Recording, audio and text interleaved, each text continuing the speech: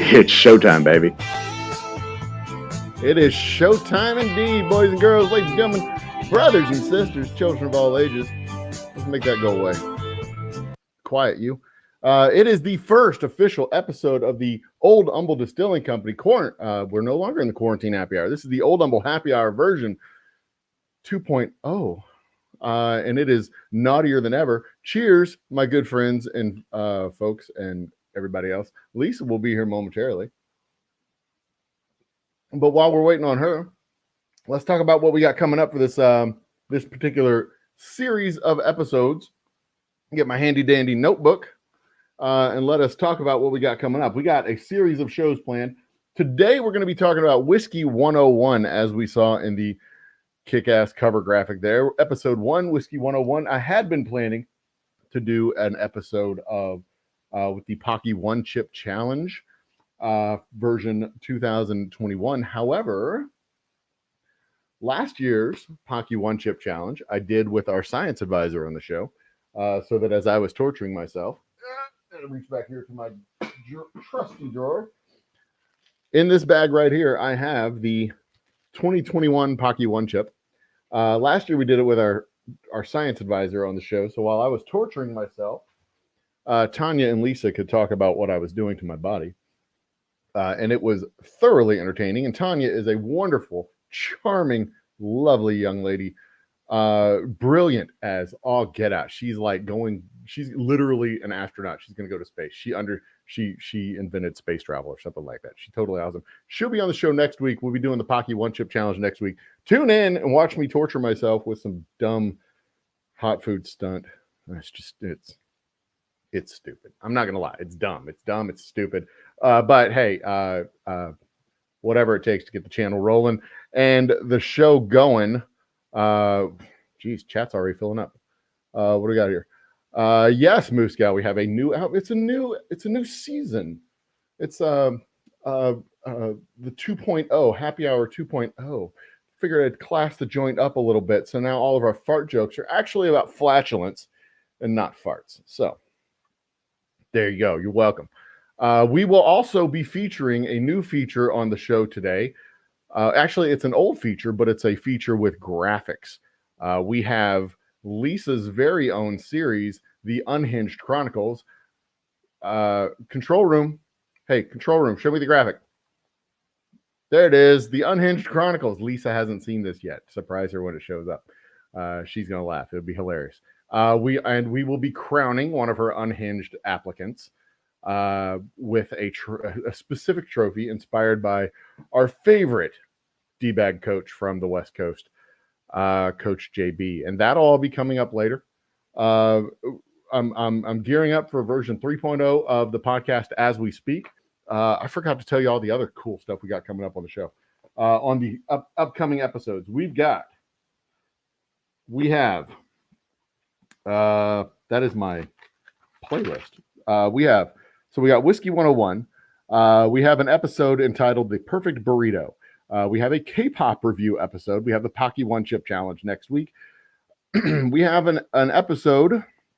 These are all cool happy hour discussions. So we're going to be talking about the lost art of discourse at some point. You see, at some point during the quarantine, we forgot how to talk normally to people. Everything became conspiracy theories, and people, we just lost how to think.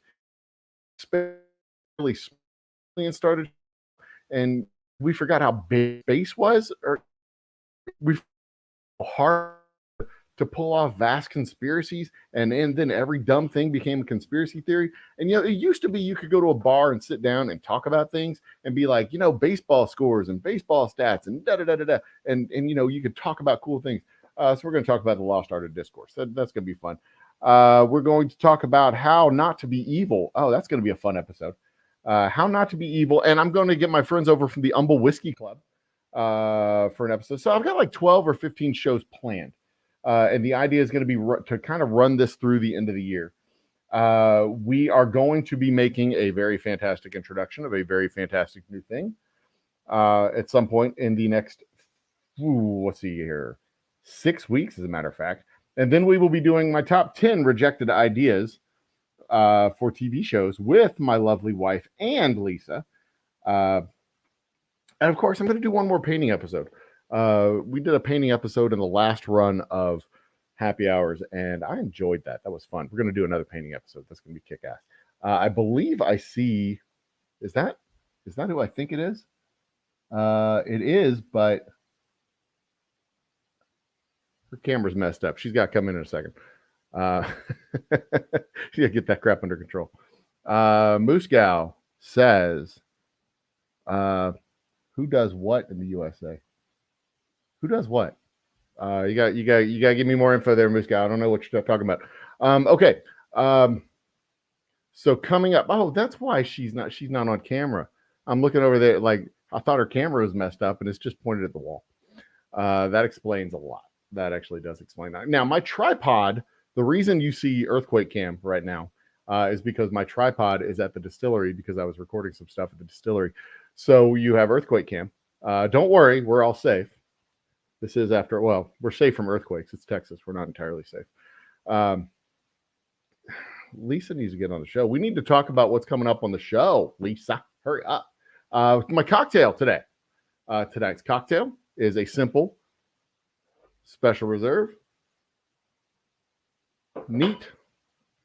Just pour it in the glass, drink it up. No straw required. And truth be told, no bottle required. Now, I will be giving away this bottle of whiskey. I will not be giving it away tonight. I will be giving it away. Let's get into the light. I will be giving it away on one of the upcoming shows. Won't be on the Pocky show. Won't be next week. It might be 2 weeks from now. So you have a chance of coming in 2 weeks from now and winning that bottle. It's not going to look like this. If you recall the last bottle giveaway we did, it started out looking like this, but it did not finish looking like that. What will it look like? Well, don't you want to know that? Yeah, you damn right you do. You're going to have to check out our Instagram. You're going to have to check out our Facebook. You're going to have to check out our Twitter and come back next week and the week after that to find, let's see here, 2 weeks from now. 2 weeks from now, we're not going to have a show. So you can't come back 2 weeks from now because 2 weeks from now, I'm going to be in San Marcos at the Guadalupe River attending a music festival known as the River Revival. And it is a 3-day outdoor camping music festival on the river, and it is dope as hell. Speaking of people who like to rough it, let's bring in Lisa. She's going to be all about that. Although I just muted her microphone before I brought her in. Lisa! Hey! You want to come join me at the River Revival? 4 days of camping outdoors on the river. Beautiful. Absolutely gorgeous. All you got to do is bring soap. The river's right there. But yeah, that camping thing.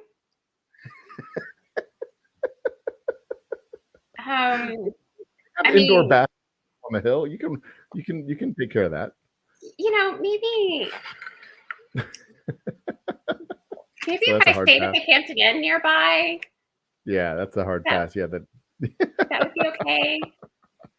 There are, for what it's worth, there are folks who have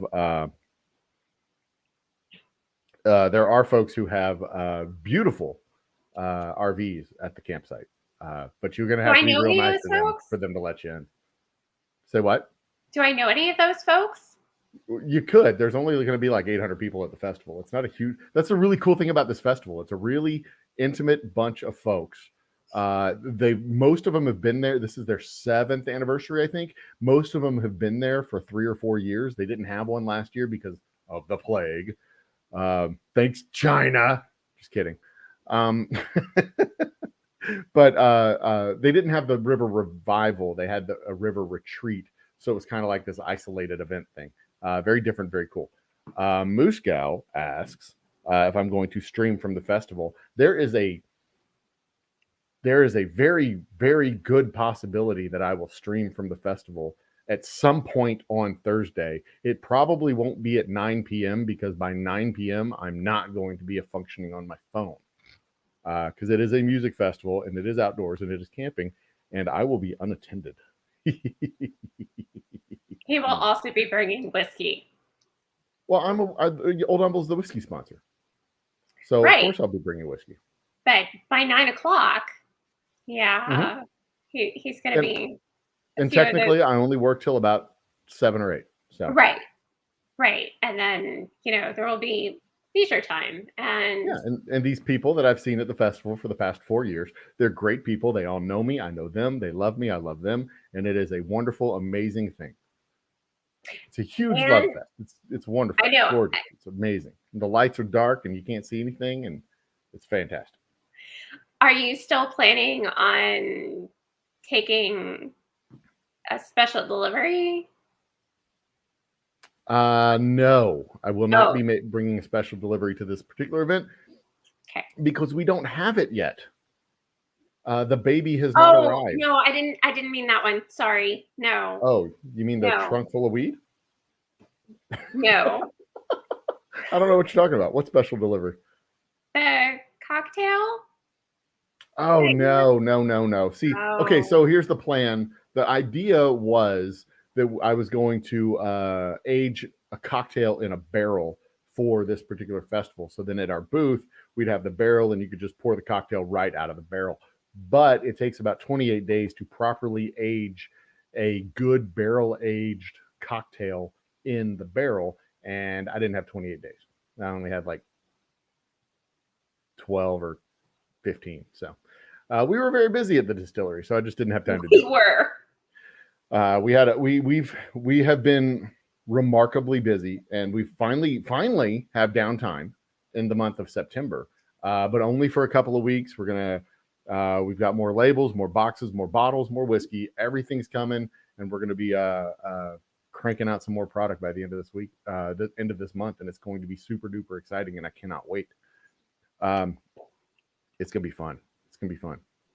It's gonna be real fun. And I mean, this is when I did the capital campaign earlier this year. This is what we were working towards of having, not just regular schedules of work, but also more work than time, as opposed to more time than work. And all through the pandemic, we had more time than work, and now we're getting into this feel of really fun stuff, and it's exciting. It's really exciting, especially since shows are returning and all kinds of other cool stuff is going on. The returning of shows is really exciting because we can get into bars and all that stuff. Another cool, exciting development that I would like to announce to folks tonight. I am going to take this recording and download it to an audio file and upload it then into a proper podcast format at some point over the next 5 to 7 days. So people watching this on their computer at work on Friday, kind of listening to me ramble in the background, will then be able to download it onto their podcast and listen to me ramble while they're in the car. That's exciting. So cheers to everybody on Friday listening to me in the office. Cheers to everybody elsewise in the car listening to me on the podcast who downloaded the podcast for the first time. Thank you. Cheers. I guess now is the best time of all to say that you can find our whiskey at Specs all across the state of Texas and at least 40 locations in the city of Houston, as well as Total Wine, Goody Goody, Twin Liquor. If it's not available at the store near you, either get a better store or harass them until they do put it in that store. That's the best way to find our whiskey. Did you tell me that we were headed into Zips stores? I am working on that. Yes. I have been actively harassing Zips periodically. I'll go in like bursts of like 9 days, and then I'll lay off them for a few days, and I'll go back into bursts of like 9 days. I found out some background information on the guys at Zips, and I kind of gave them a month off from me harassing them. So I'll come back to them real soon. I'm working hard on getting into those guys because they're Zips. For those of you who don't know, Zips is in markets that are like Specs is the big store. Specs and Total Wine are the big stores in the big markets. Texas or Houston, Dallas, San Antonio, Fort Worth, Corpus Christi. Name a big city, they're there. Specs has smaller stores in smaller markets, but Zips has stores in markets that are even smaller than that. Places like Brenham, where they have more cows than people, and there's Huffman a Specs in Brenham too. Crosby, and yeah, that's right. They have one of their small. Actually, it's probably a superstore. But College Station, which has two big superstores, also has a couple of. Bryan has the Spec store, if I'm not, or the Zip store, if I'm not mistaken, not College Station. because College So- Station is the larger of the two cities, on account that it actually houses the college for which it is named, for which it has the station, Texas A&M. There is a Zips in Cold Spring in lovely Cold San Jacinto Spring. County. Correct. That is just north of Houston on Highway 59. It is the town through which we evacuated during Rita. I believe we stopped and ate lunch in Cold Spring. Well, I And I stopped at the Zips think- in Cold Spring when I was think there we in may have July. even gotten gas in Cold Spring. And that was also the point at which we turned east and headed into or towards Louisiana until we got to Jasper. No, we were heading towards Jasper, and we turned around in I don't know some nowheresville. Highway 69 is where we turned around, because that is where traffic started to block up, and we heard a report on the radio that the people coming out of the Situation Room in Galveston were smiling. I'm like, oh, well, if they're not worried about a damn hurricane, we're not worried about a hurricane. We're going home. And it took me 6 hours to get out to Livingston and 45 minutes to get home. That was a crazy time, man. Hurricane Katrina had just hit. Everybody had evacuated out of Katrina or out of New Orleans, and everybody was in Houston because, New Orleans was uninhabitable. And everybody was in Houston. And then Rita started bearing down on Houston, and everybody in Houston was freaking out. And the highways were littered with cars. It looked like that scene from The Walking Dead where there was just like cars for as far as you could see. Yeah, that was crazy town. Our plan had been, we had sick cats, or we had a sick cat and an old dog and a baby. And we're like, you know what? We're just going to go to Natchitoches and hang out with my family up in Natchitoches. We don't need to mess with this crap. If the hurricane hits, even if we're out of power for a few days, we just go up there and chill out. It'd be fine. They have a Walmart up there. We can get food. We can get clothes. Everything will be fine. Then everybody else had the same idea, apparently. But we were going to go up through back roads and through Liberty and Beaumont and go east into Louisiana and then go north. Because, why the hell would we want to follow the track of the hurricane, right? We're going to go east because the hurricane's supposed to be going west. We'll go east. The traffic control didn't appreciate that. And Harris County sheriffs made us go north and get the hell out. And then we got stuck in all the traffic, and it was stupid. And that is the day I said, never, ever, ever, ever, ever again will we ever, ever, ever evacuate for anything. Screw it. Let the rains of sulfur come from the skies and take us all down. I will go up on the second floor and wait it out. Hey, Moose What's Moose Cow Cow. got to say? Say hi to me. Yeah, she is saying hi to you. She said hi to me earlier. Yeah, you were Well, you were here earlier. So tonight we're streaming out to Facebook, Twitch, and YouTube. But I really want to encourage everybody to go over to our YouTube channel, subscribe to the channel. All the giveaways are through the YouTube chat and the YouTube people and the YouTube stuff. I really do appreciate the folks on the Facebooks and Twitch coming over to see us. But come see us on the YouTubes. When we just start doing our live concerts from the distillery, they're all going to stream out on the YouTubes. Our goal for this 2.0 version of the happy hour is to get up to 500 subscribers. We passed the 500 subscriber mark. Of course, we're going to have a whiskey giveaway. We're going to have a celebration. I'm going to spend the night in a haunted cemetery because, stupid stunts are awesome. And we're just going to do some shit. It's going to be fun. Yeah. Okay, but no trespassing. Oh no, it's a public cemetery. Well, it's a, how do we describe this? It is a public cemetery on private land. It's not city owned. It's actually kind of an abandoned cemetery that's maintained by a church. So no, I won't be trespassing. I will be paying appropriate respect while I am on the hallowed ground of the cemetery. I used to work in the cemetery industry, and I don't take things lightly. This is actually a potentially national historic cemetery right here in the city of Humble. It has a story behind it, and it is haunted because, well, the story is that it's haunted because of the story behind the cemetery. These are the spirits that I believe in. I am not at all worried about getting haunted by ghosts in the cemetery. So, speaking of spirits, What are Yes. you drinking tonight, Joe? What am I drinking tonight? This is Special Reserve neat in a monogram glass.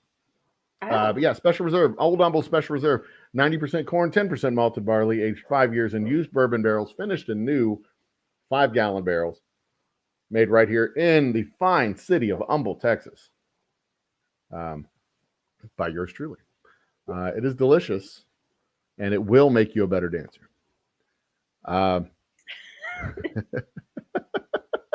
indeed. Just trying to class the place up a little bit, you know. Yeah. I like the new as I told my lovely wife and Moose Gal, our fart jokes are now about flatulence because we're Oh, slightly more classy, slightly more refined. you are still involved. Yes, indeed. Of course. I mean, we can't not have fart jokes, but they can definitely be about flatulence, as is appropriate to the tone, Right. y'all.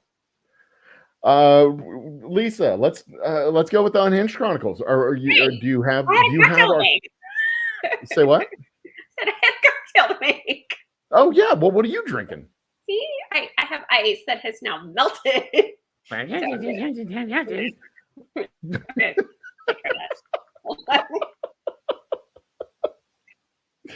Okay, so you have ice that is melted. I have ice now that I've slurped the melty bits out, and I also have. Look at that! Look at that! Oh, nice. Yeah, Nice. yeah. That's the good stuff. Batch number With the 2. classic 1.0 labels. Yes. So this was out of batch number 2. And Nice. let's see. This one is dated June 8th of 2016. Awesome. Yeah. Fantastic. I like cannot do this whole, reverse. Let me see here. This bottle that I have, I think, yeah, this is also batch number 2, but this is unopened. I haven't opened this one yet. I'm about to. Yeah, Probably. I have plenty of empties back here behind me. But, oh my gosh, it's so good. Now our Boomtown bourbon is 72% corn. Is 72% corn, and the balance of that 28% is split 2-to-1 between malted barley and rye and malted barley. You do the math on that, do you? Yeah, it's like it's 21 and 7 is I believe the yeah. I think that's the breakdown. That, I need to double check and remember. It might be 16 and 12. Nah, it's not 12. We don't do that much. But anyway, it's aged 6 to 9 months and used new 5-gallon bourbon barrels. I got one over here, but y'all can't see it because the camera's. I'm not gonna mess with the camera because if I mess with the camera, I might not get it back where it belongs. This is all very scientific over here. Very, very scientific. I'm so smooth. Anyway, so I found some bold ginger ale. Uh-huh. That is going into. Are you pouring that into my bourbon? I am. I know. All right. That's fine. That's but fine. It's bold. Okay. Bold. Yes, that's exactly and I drink it before I poured the ginger ale in there. So that's fine. Really, I thought I had a bottle. I've always said that there's no wrong way to drink whiskey as long as you pour it in your mouth hole. And I would never run up and slap it out of your hand if you try and pour Coke into my bourbon, but I'm going to judge you. That's fine. Fine. I mean, truly, what happened was I thought I had Special Reserve in my pantry. But no. So how is the bold ginger ale with the bourbon? Is it as delightful as I expect it would be? Bourbon, I mean, the bourbon really classes up the bold ginger ale. So yeah. But yeah, that bourbon. So Moose Gal likes your nail polish. Oh, thanks. It's my favorite color. I really need to go and get it redone. But anyway, my nails are You're sparkly. That is awesome. I don't have nail polish. No. Oh, I can fix that, Joe. No, you can't because you're way over there. Sucks for you. True. That's true. I am in the Yep. There's a fairly there's a better than even chance that I will come into contact with glitter in 2 weeks at the music festival. Not likely that I'll actually have anything painted, but there's a very good chance I'll be glittered at some point. I mean, that stuff just floats in the air during the. You know what I tell you about glitter? Art herpes? It is. It is. Yeah. Yeah, that's true. And it's a fact of life. If one person has it, then it spreads to pretty much everybody else in the music festival by the end of the festival. So it's true. It's very true. For my mom, no, turquoise, not blue, turquoise. Let's put you on Zoom. Oops, wrong button. It was this button that I was looking for. Put them up there again. Okay. See, turquoise and sparkly. They are sparkly. That's neat. Hit that button again. There it goes. Fixed it. Did she that very nice shot that that little clip we did at the distillery? Huh? With the bottle. Remember we were bottling and you were filming? Yeah. Yeah. Do you have that? Can you roll film? I don't have it on my computer. Sorry. I wasn't expecting. Probably. Let me see if I can find it. I can share my screen. Yeah, I can text it to you, I think. All right. Talk amongst yourselves while Lisa has me look up some file that's somewhere in my computer or my phone. Your phone. Can't be that from sometime recently. Right. We were bottling at the distillery. And pictures I take. No. It was a video. So I know. Anyway, Joe and Carl and I. Before the train or after the train? Shit. I don't know. How long ago was it? Train. Was it just a few days? This is great podcast, I tell you. We were at the distillery. You. Yep. And me and Carl. And we were bottling the Texas straight whiskey. Okay, so it was a while back, I think. Like 2 weeks? Yeah. Yeah. That's a while back. That's the Macon whiskey one. Lisa, I'm not going to be able to find this anytime soon. You can do it. I believe in you. You might believe in me, but that has not done wonders for the Tooth Fairy. So we were bottling, and the bottling process has been revolutionized by the addition of a second labeling machine. Yes. So we should name that label machine. Yes. We should. You sure it was my camera that I recorded it with? Yes. I'm not sure it was. Really? Because I don't see it. I'm going all the way back to the beginning of August, and I don't see it. Unless it was before then. The previous bottling run before in July. No. Yeah, so, I'll find it some other time. I don't know where it's at. Anyway. So revolutionized by a second label machine. Second label machine. Mm-hmm. And so I can load one label machine with front labels and the second label machine with the back labels. Mm-hmm. And then labeled front, labeled back, put the bottle down. I'm done with it. And you don't have to touch it a third time. I do not. Or exactly. Then when we were bottling the special reserve, Carl had run out of things to do. So Carl was running one label machine while I was running the other. And it was nice. Yeah, it makes things super efficient. Oh my God. We can literally do like an assembly, almost like an assembly line where we have the somebody bottling, somebody sealing and corking, somebody doing front labels, somebody doing back labels, somebody doing quality control and putting them in the damn box. And we're done. Boom. Just like that. Beforehand, we would go through a couple hundred bottles and then have to go through the same couple hundred bottles again. and then go through those same couple hundred bottles again to get, all the pieces done. And it was, we can do things tremendously faster now, as long as we have labels. Yes, as long as we have labels. So yeah, it's not on my phone. So if it's not on my phone and it's not in your phone, then you did it with Carl's phone. And somehow I doubt that. So I think it's on your phone. I doubt it was with Carl's phone. I'll find it. It's in there somewhere. My phone's a cluttered up mess. It's like my office. I have a air mattress down here in my office right now too. It's pretty awesome. Because I had to camp out in here for 10 days. It was the best anniversary ever. I was camped out in my office for 10 days. Mask holes. Anyway, don't get me started.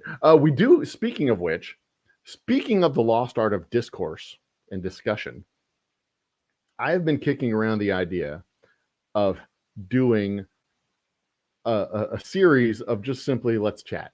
Not one of those man in a truck rant, crazy clip things, or anything like that. This is just simply, like there used to be a time when we agreed on facts.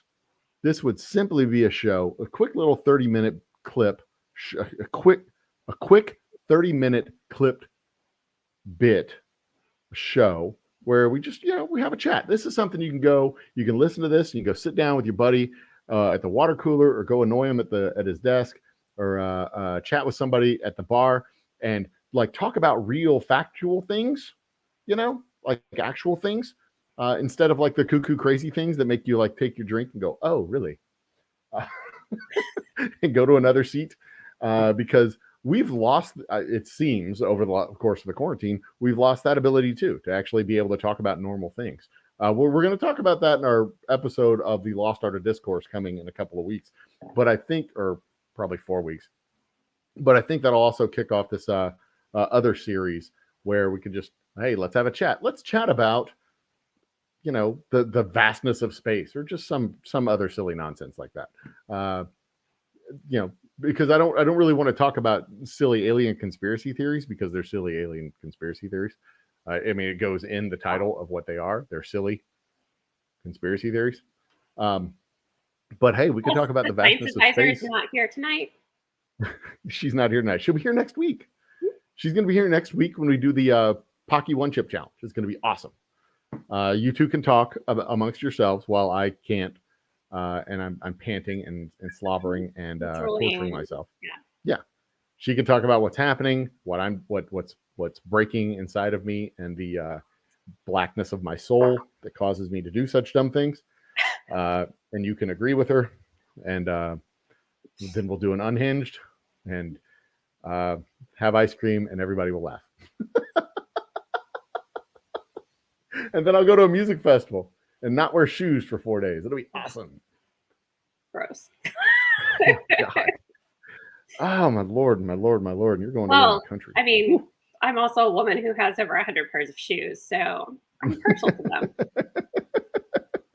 Tuna wants to talk about squid. We're not going to talk about squid. No, Tuna does not want to talk. He wants to cat about squid. Oh, yes. Was too capped about squid. Yeah. We could add calamari to the list of things to talk about. Okay. I like calamari. Calamari is delicious. So I'm sure that, my cats would love to get in on this discussion. Probably. But so they can't, because they're under 18 and nobody under 18 is allowed in the bar. It should be 21, shouldn't it? No one under 21 is allowed in the bar.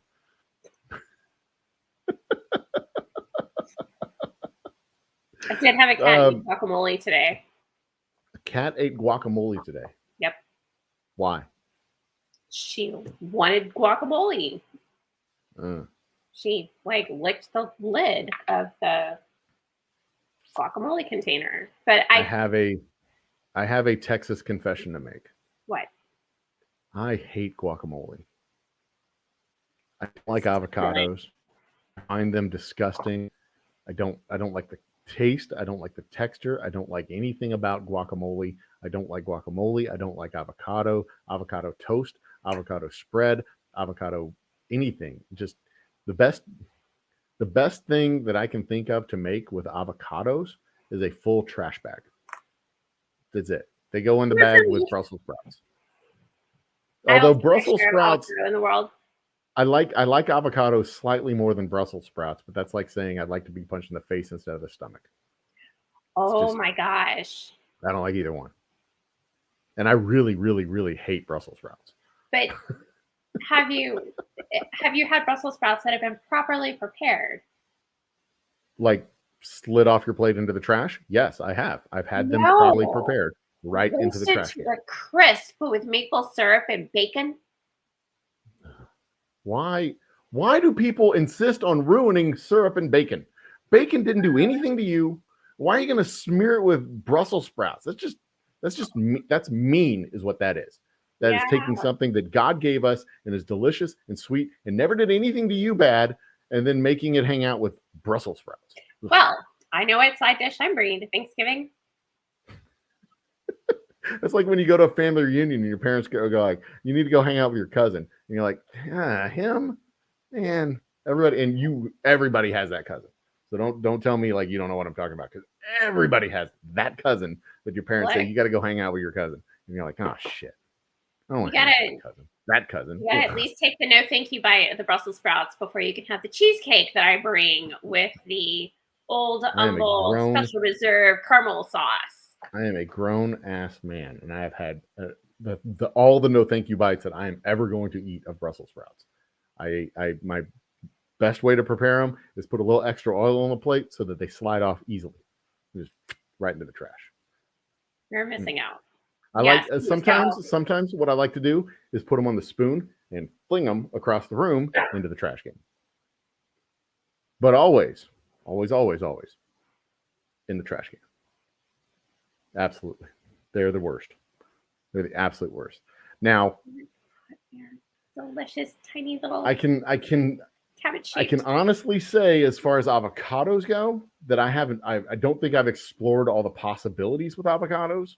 I mean, I'm sure you can put stuff inside like when you smear them on whatever you do with avocados, when you make the paste or whatever you can with.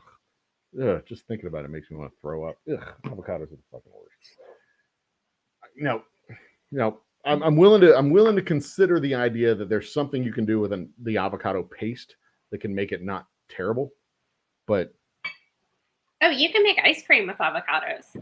Oh, I know you can, but I can make a nuclear bomb in my garage. That doesn't mean I should. I mean, some things. You know what else you can make ice cream out of? Oreo cookies. And I'll add, if you have the choice to make avocado ice cream or Oreo cookie ice cream, you should make Oreo cookie ice cream because Oreo cookies are delicious. And you see that I'm just saying, if you have the choice, you have the resources in front of you. You're like, you know what? I'm not going to ruin my ice cream with that. I'm going to put this in there and make it better. Now, you could even have two different ice creams, vanilla and have Oreo cookies that you just put into vanilla ice cream and still take the avocados and chuck them out the door. There you go. Now you have two desserts and you haven't ruined anything with avocados. And I know, living in Texas, I'm supposed to like avocados, but I do not. So the guacamole, it was the cilantro, lime, cojita cheese guacamole from HEB. Oh, it is excellent. Okay. And Lily the cat thought so as well. Let's see here. Do we got a toast coming out of this? We did. Is my Nightbot working? Nightbot is working. I see Nightbot doing stuff, but there we are. Cheers, everyone. Have a drink. Somebody make a toast. Cheers. I haven't updated the list. Toast. I haven't updated the list of toast, but I can assure you avocado toast is. Oh, avocado toast totally needs to be a toast. No, I'm too old for that. I am not a. What is it? Is it millennials that do the avocado toast, or the Gen Z's? All right, I'm definitely not a millennial. My kids are millennials. I'm not a millennial. Okay. Your kids are not millennials. No, whatever the one after millennial is, I think, because Gen they're Z. in the. Are they Z? I thought Z was after X. No, I guess that'd be Y. Which are Wait, millennials. because I'm Gen X. Gen X was the 70s and 80s. Gen Yeah. Y is millennials. Gen Y is millennials. Yes. All right, that's dumb. I'll take it. Zoomers. I thought millennials were born after the millennium. That's why they were millennials. No. They born before the millennium. Yeah. That's a stupid name for millennials. The 90s kids are not millennials. They're 90s kids. That's nonsense. That is nonsense. They've got all the generations wrong. Okay. I'm going to write a letter. Okay. Dear newspapers or whoever. I don't know. I don't know who makes these things up. Department of Labor, maybe? I don't know. I think it's mostly sociologists. I'm going to call China. That's what I'm going to do. They were listening anyway. China, hey, heads up. You screwed this one up. The millennium didn't start until 2000, guys. Come on. Can't be millennials if they weren't born in 2000. Jeez. I guess technically if they were born in 1987, they were born in 2002 because they were already born. You can't be unborn if you've already been born. Huh. See, these are the type of discussions we used to have in bars.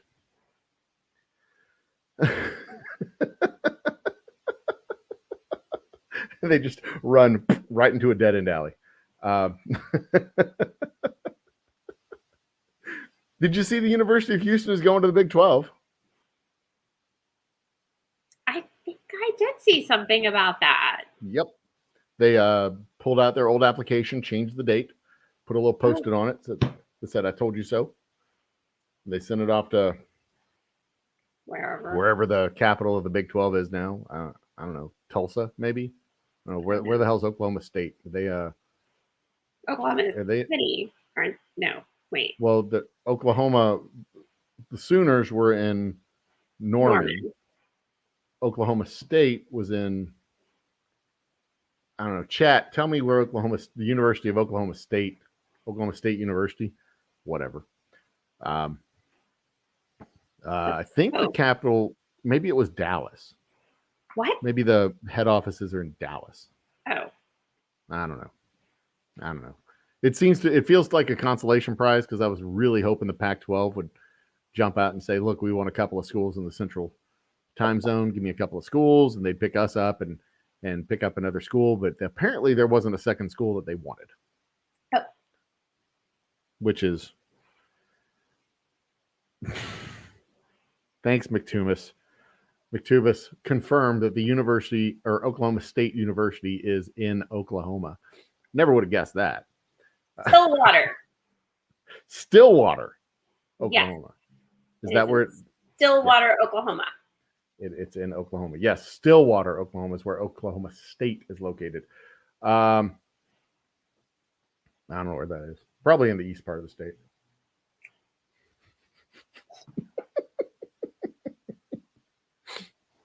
Because the west part of the state's the Panhandle, and there ain't nothing in the Panhandle. And I just realized that when I say Panhandle, there is a slight hint of an I. It's not pan. And my A kind of goes A, so it kind of sounds kind of like the Panhandle. My accent is dumb. I need to get that under control. Is what I need to do. Stillwater. I'm pretty sure Stillwater's in the east part of the state. And your Miss Linny confirmed it. Thank you, madam. So we are roughly at the 45-minute mark. Now, let's get Unhinged out of the way, and then we can talk about Whiskey 101 because I've got I did research. Or do you want to save Unhinged to the end? It does not matter to me. Well, you're the one doing it, so you tell me. You're the one doing it. You tell me. Mom do we save it to the end? Stillwater is not in the eastern part of the state. I don't know where Stillwater is. It's Oklahoma. It's north of Dallas. I don't care where it's at. We sure are we sure Stillwater's not in the east part of the state? Oh yeah, she's sure. It's not in the Panhandle.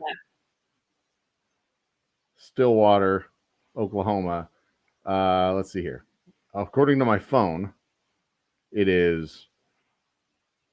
Well, there's Oklahoma City. Where's Stillwater? There's Stillwater. It's just north of Oklahoma City. Which is it's not directly north of Dallas. That's the eastern part of the state. That is not the eastern part of the state. It's more eastern than the Panhandle. Everything is more eastern than the Panhandle. This is okay. We'll let chat decide. Where's maps? Maps.google. There you go. We're gonna look this up and we're gonna put it up. I'm gonna put it up there, and y'all can decide. Y'all draw a line where the center part of the state is. I guess it's more central than eastern, but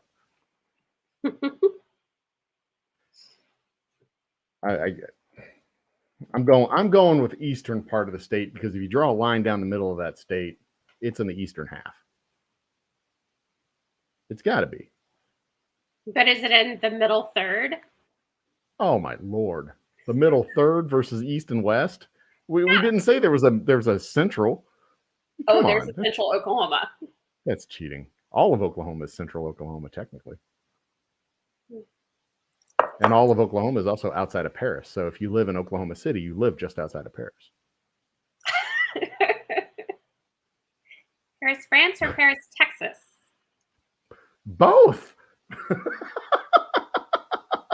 It's entirely true either which way you slice it. Oklahoma City is outside of Paris, Texas, and Paris, France. Oh, you need to check your comments. Mama Lenny is not happy with you. In fact, I bet she's wagging her finger like this. I can hear the finger wagging. Oh my Lord, that's hilarious. I'm getting fussed at by someone else's mom. Okay, so there's a central Oklahoma, apparently. Whatever. So Google Maps isn't giving me. Oh, we got a border roughly. Okay, this will work. Let's share this page. I mean, it's pretty smack dab in the middle, but I'm gonna still go with it's on the east.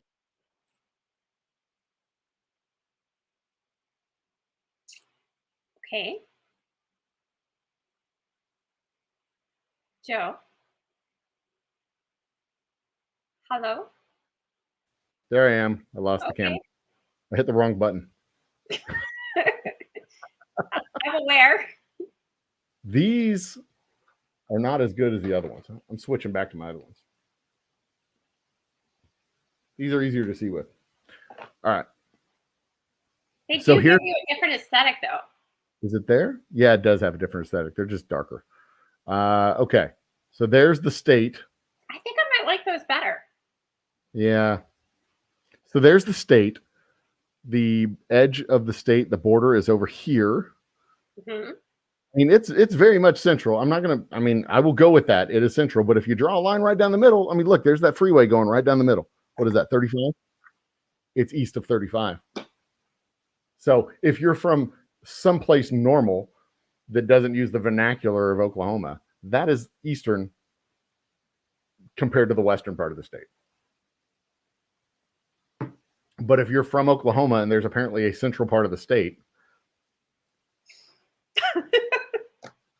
I guess, the mountainous east, the mountainous western part, and the riverous eastern part, and the central pancake flat part, I guess, to be distinguished from the eastern pancake flat part and the western pancake flat part. I mean, what is the highest elevation in Oklahoma? Like 3,000 feet? I don't know. Yeah. It is. It's 2,009. Well, the highest point in eastern Oklahoma is 2,999 feet. And it is like Colvin. Something. I gotta get my mom to switch over to YouTube so that she can play with everybody else.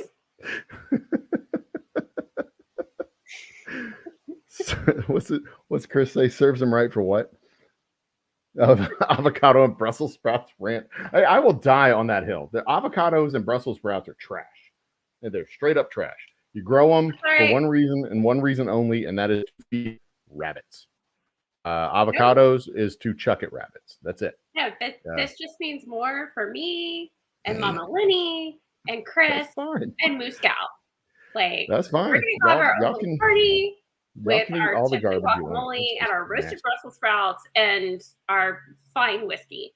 Yeah. Well, you got one thing right at least. Okay, let's go into Whiskey 101 and save the unhinged till the end. Okay. Yeah, we'll do that. Okay, so we got let's see here. Where's my title screen for Whiskey 101? Is this one it? Is this it? Title screen? There it is. Episode 1, Whiskey 101. Whiskey 101. Let's come back here. Oh, Mooscow. That's it. Okay, fair enough. Fair enough. You know, I can change your mind about oats. I like oats. I can eat oats. I prefer them to be milled and boiled, but you know, that's just because I like nice things. Which is also why I don't eat Brussels sprouts.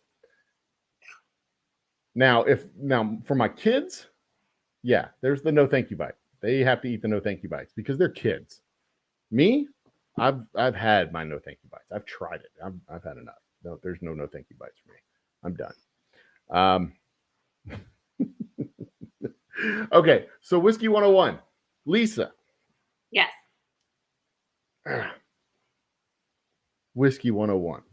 Did you know that whiskey was not the first? Whiskey didn't exist until, like, technically, whiskey as a defined spirit didn't exist until the 20th century. As a legally defined spirit. Correct. As a legally defined spirit, whiskey didn't exist until the 20th century. It existed colloquially. It existed in the recipes existed and the product existed, obviously, long beforehand. I mean, you know, they were making whiskey in Scotland and Ireland way back in the 1400s, I believe. But as a legally defined spirit, it did not exist. Technically speaking, in the eyes of the law, gin and whiskey were the same thing. How messed up is that? Because gin and whiskey are definitely not the same thing. Rum, they're definitely not the same thing. Rum, gin and whiskey, vodka, they were all the same thing in the eyes of the law. Right. Prior to the 20th century. And really, it was just before Prohibition, before it was legally defined as a spirit. And here's how that comes about. So I was heading down the road. No, I'm kidding. I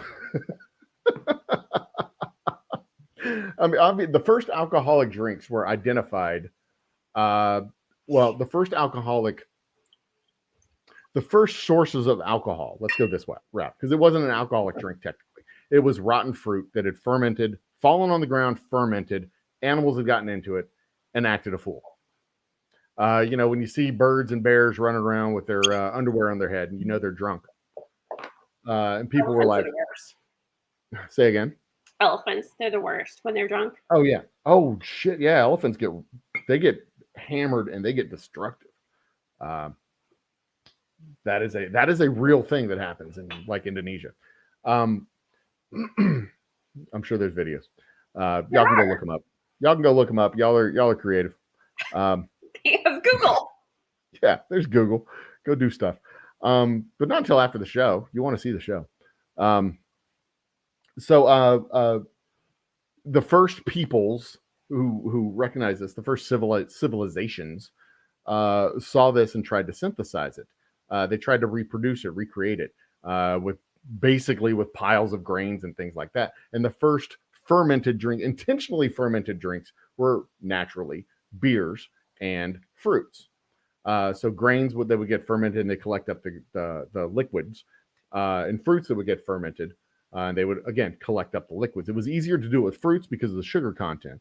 It was harder to do it with grains because grains have less sugar, and they would have to naturally ferment, and the yeast would get into the grains, and they would ferment and make beer. But beer kind of tasted like crap because it was basically just fermented oatmeal, fermented grits. You know, what makes beer taste like beer and smell like beer is the hops. And there's a whole process involved in boiling the grains and getting the sugars and starches and all that stuff. And then you put the flavors in with the hops. So beer actually came after wine in the whole chronology of alcohol. And we're talking back in the 300s and 400s at this point. Way back when. What's Chris have to say? Chris makes a really good point. Oh. Yes. Moscow. That is true. There are written records of whiskey, but I clicked the wrong. Oh, Moscow came in right after, as I was clicking Chris. No, there will not be a PowerPoint. Absolutely correct. That there will not be a PowerPoint with this lecture because this is a bar talk. Do you have PowerPoint at your bar? I don't have PowerPoint. We totally could. Chris, never fear. No. Your PowerPoint wishes are going to come true later. No, not with this. But yes, there to Muskow's point, there are written records of whiskey, but there are not legal definitions of whiskey, and there's a distinction there to be made, and that distinction will be made shortly. And aquavite is also a term that predates whiskey. And I'll talk about that in a second too. What is hey, Bourbon Bounty, cheers guys. The first synthesized drinks were, the first intentionally fermented drinks were fruit wines, fruit-based fermented drinks. And then when they took the next step of separating out the alcohol from the water, they did that with the wine drinks. Cognac, well, basically it was cognac. It was basically cognac, but cognac is also a legally defined place in France, and cognac comes from Cognac, France. But so we're talking brandies. We're talking any kind of fruit spirit,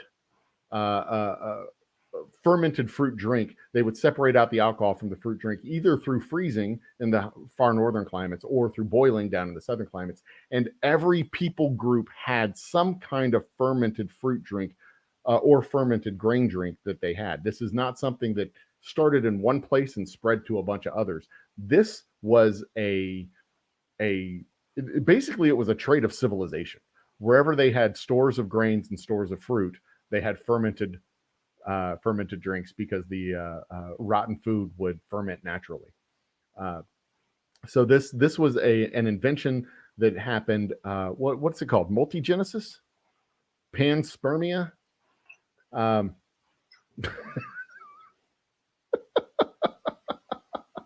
know panspermia is the specific thing of like life forms everywhere, but like this is like a worldwide creation, a spontaneous. What is the term for it? Where like everything just comes up like a spontaneous civilization, a trait of civilization. Wherever there is civilization, there is a fermented drink, whether it's bananas or squash or grapes or apples or whatever it was. They fermented it and they turned it into alcohol, and it was awesome. Some of it was better than others. Happy accident. That's the word for it. Yes. A happy accident. The Bob Ross term. Yeah. There we go. Mooskow wants to know trivia. Oldest licensed distillery in the world. Oldest licensed distillery in the world. I don't know. Somewhere in oldest licensed distillery. I think that's in Scotland. Do you have any idea?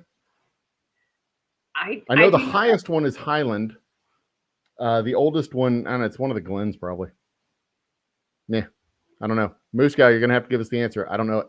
Neither one of us knows it. We're off the rails. No, I know where I'm going with this. I know exactly where I'm going with this. So Chris and I both went to, as did Joe, the University of Houston. Chris and I have the shared experience of going through a course in the Honors College called The Human Situation. Like, team taught by like a half dozen professors. And some of the That sounds like a lectures were disaster. just, That it sounds was like a great. straight up disaster. Holy crap. It was great. It was like, have you been drinking? Like, has Prof been drinking by like 10 o'clock in the morning? So who knew? No, I haven't. Okay. Bushmills is the oldest distillery, licensed distillery in Europe.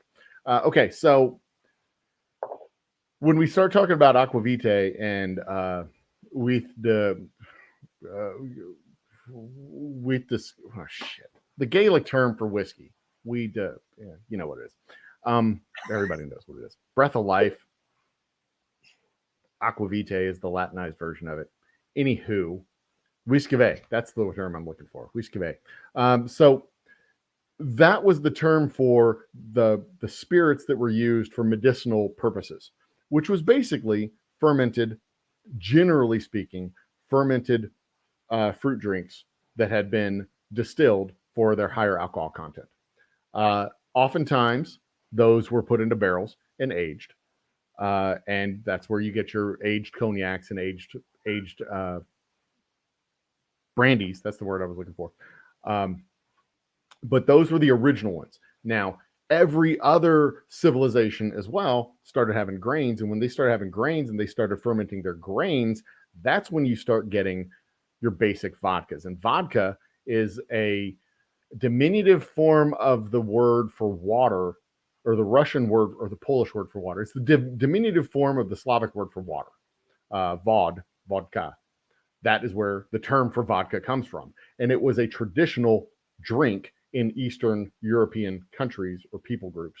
Because I'm not sure if they had, I guess they had countries back in the 900s. Did they have countries in the 900s? They had, they had kingdoms. The barbaric, I guess the Romans called them barbarian kingdoms. They were the Goths and Visigoths and all that shit. Right? Yeah. Because they didn't have like proper countries with kings and shit until the 1400s, right? Yeah. No, my son knows he's taking world history.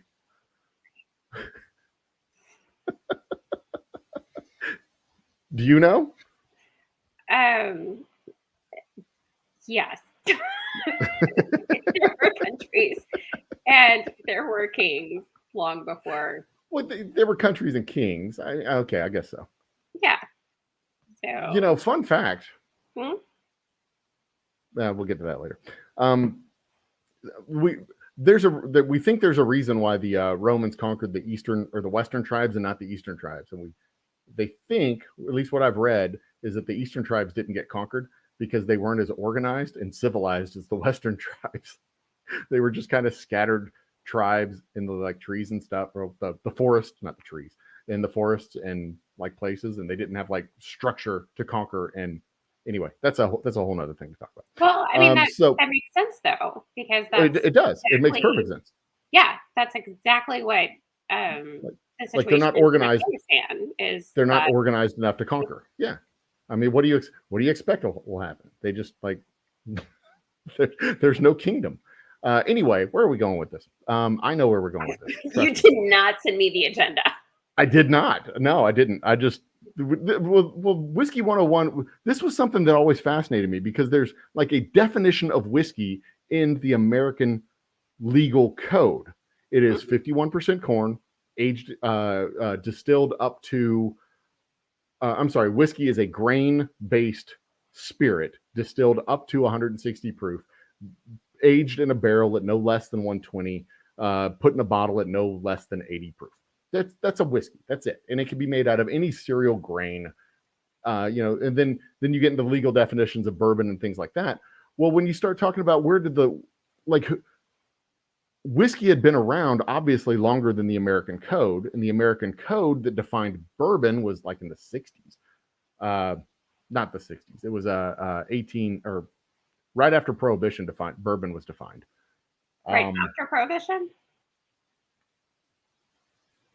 Or yes. Before? Yeah, it was right after Prohibition because there wasn't an actual definition of whiskey in the American code prior to the 1900s. So whiskey was just something that was made. And one of the reasons why it had to be codified is because people were putting all kinds of shit into a bottle and calling it whiskey. I mean, any kind of alcohol goes in a bottle. They'd call it with, you'd separate the distinction between whiskey and rum and gin and all the other stuff. So where did the designation come from? And there's a long road of stuff between the 300s when people were watching birds getting drunk and running around with lampshades on their head, and all the way forward to giant industrial football field sized distilleries in Kentucky. That's where you find them.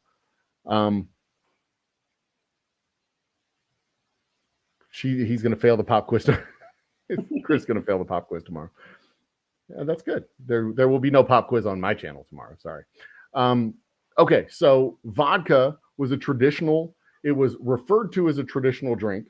Vodka. It was what they made, and it was a regional drink, Eastern Europe mostly, and then when you start moving west out of Eastern Europe, where they have the barley and grains and potatoes to a large extent, where they were making the vodka in the eastern part of the eastern countries, the eastern tribes out there. When you start moving west and you get into more of the cereal grains, that's when you start getting a lot of the cognacs and brandies along with the wines. But the further west you move, you start getting more and more cereal grain production of beers and less spirits and more beers, wines and beers. And then the beers, further west you go, it was just a cultural thing that they started using those grains to make. They'd use the same grains that they were making for the beers, and they'd distill them instead of hopping them. They'd go ahead and distill them and take those hardier distillates and put them in barrels, the same way that they would put the fruit-based distillates in barrels. So that's the difference between vodka. Vodka can be made from pretty much anything. It's just they distill the crap out of it and it has no flavor.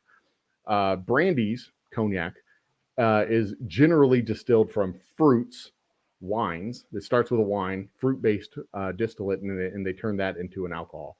And then your whiskeys, gin starts with a neutral spirit, but then you move into your whiskeys and your rum, where rum is made from sugars and whiskeys are made from cereal grains. And that's where it kind of, as you start moving out of the Fertile Crescent area and moving further west, that's when you start getting the differentiation of different types of spirits. And they were all pretty much called aquavitae for a really long time because they were all pretty much medicinal until you dipped into the medicine a little bit too much. But that doesn't happen these days, right? Oxycontin? None of my business. Medicinal marijuana. Medicinal whiskey. And they actually, we all know they wrote prescriptions for whiskey back in the 1920s. We all know that, right? We know that, right? Right? Everybody? Y'all know that? Good. Okay, we're all on the same page. So then, where are we at? We're in the 1400s? I don't know.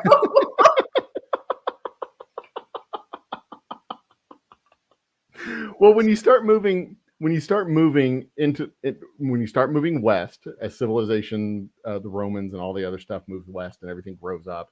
This is the high level Cliff Notes version. There it is. Bourbon Bounty. There it is. Likes the ka and vod. That's right. That makes it diminutive. It makes it. It's like little water. And that's what vodka is. It's like a little bit of water with alcohol. It's 90 proof, 85 proof. Anyway. So then when you start getting more and more consistency in the distillation process, and then you start getting better and better distillate, you start getting more and more differentiation in the distillate throughout the continent. And then when it comes over here to the States, we have there is literally a wild, wild west of whiskeys in the States. There's potato whiskeys and corn whiskeys and grain whiskeys, and barley whiskeys, and rye whiskeys. Pretty much the original whiskey in the United States was rye whiskey because it was a marginal crop. It wasn't as good as the others. And it was pretty much only good it grew on really shitty soil, and it was really only good for making beer and making grains, or making beer and making whiskey. But all kinds of stuff was going in bottles and they were calling it whiskey. And that's why eventually they finally came around. The industry finally came around and said, look, we need these laws codified. And basically the American laws were written by the major distillers in the United States shortly after the turn of the 20th century. Early in the 20th century. Before then, it was just colloquial understanding of what it is. Your local whiskey was made from whatever was there locally. And there was no such thing as a legal differentiation between straight whiskey and regular whiskey. There was no such thing as a legal differentiation between rye whiskey and bourbon. Bourbon didn't exist legally. There wasn't a differentiation between corn whiskey and rye whiskey. You could call it whatever you wanted. And then when they finally codified it into law, that's when you actually have straight whiskey that has to be 2 years aged. Rye whiskey has to be 50% rye. Corn whiskey has to be 50% corn. And corn whiskey doesn't have to be aged. That was a curious little quirk of the law back then. Back now, as a matter of fact. Mm-hmm. But corn whiskey also tastes like a particular... Corn whiskey tastes like a particular thing. And if you tell people you're giving them corn whiskey, they already have an idea of what it's going to taste like. Because it tastes like a particular thing. But if your corn whiskey doesn't taste like a corn whiskey and you tell them it's a straight whiskey, they don't create this idea in their head of what it's going to be. Anywho, yes, McTubis, rye is delicious. You know it's really good? Double-aged rye. Rye that are aged in one barrel, then moved to another barrel, and then put in a bottle and put in my stomach. Yeah, those are delicious. We might call that double oaked. Might. I mean, I don't know. If you're crazy, maybe. I don't know of any mad scientists who are doing such a insane thing. Woodford does that. Woodford does a double oaked rye. I think. I don't know. I have to check what I have laying around, see if I can find something. The Googles, they're right there. Yeah, but okay, I'll do it. I don't want to. I mean, I can walk to the store tomorrow. It's over there. So there you go. There's your whiskey 101 of the history, the broad strokes history of alcohol in general and whiskey specifically. Like it literally grew up from fermented fruit, accidentally fermented fruit. The same way you make sourdough bread, accidentally fermented, accidentally grab some yeast, turn it into bread. The first spirits were fruit-based spirits. Grain-based spirits came after that, long ways after that, as a matter of fact, like 600, 700, 800 years after that. But once they figured out how to make grain-based spirits from the beers, they could kind of skip that whole hopping process. And then from the first recognized distilled spirits in the 300s or 400s, way back when, I think I have that timeline right. It was 1,700 years later in the, is that right? 300 plus 7? No, 1,600 years later. 1,600 years later, when it was finally codified into actual law and whiskey was legally defined. It existed. It straight up existed. There were communities all over the world making whiskey, and they still do. Every single continent makes a form of whiskey, even Antarctica, because everybody knows if you put a bunch of nerds in a room with corn and science gear, they're going to make alcohol. That's what nerds do. It's one of the reasons why I like nerds so much. We talk the same language. And then one of those nerds is going to take a barrel and send it into space. No. Space whiskey. It's going to be awesome. No. One of those nerds says no to space whiskey. I'll show you the footage when it lands. It's going to be awesome. It's going to be dope as hell. And then they're going to make a movie about it. No. And like aliens are going to have it. And they're going to be like, we want to talk to V'ger. And I'm going to be like, that's not V'ger. That's a barrel, you dumb idiots. and then I'll make out with an alien chick, and it's gonna be cool.